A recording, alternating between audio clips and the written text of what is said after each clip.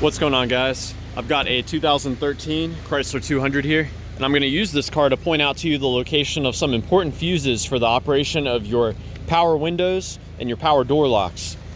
So these are fuses that will affect the operation of those things at every single door.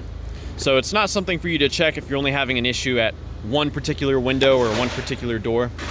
But I've got the cover here pulled off. You do so by pushing on these tabs.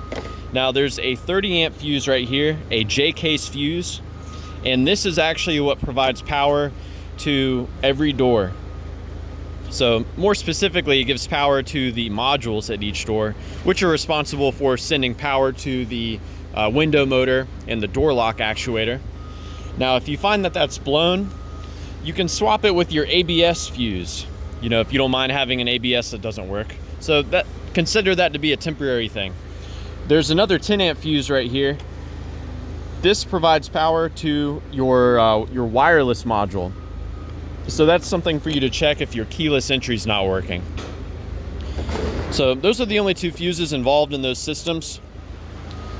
Now, just back to some basic troubleshooting, I want to mention to you, you know, every time you open and close a door, there's a bunch of wires in here that get flexed. And over time, those wires, they can get worn out. And they can break internally. They can have a bad connection. So one thing I like to do is, for example, let's say this window won't roll up or down. I'll hold the switch, and while I'm holding the switch, I'll open and close the door. And I do this to see if there's a particular angle at which I can hold the door and it makes the window respond.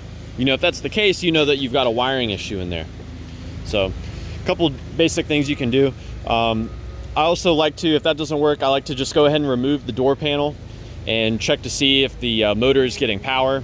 So yeah, I hope this was helpful for you guys. Be sure to let me know if you have any questions, or more importantly, any advice about troubleshooting the power windows or the power locks on your Chrysler 200.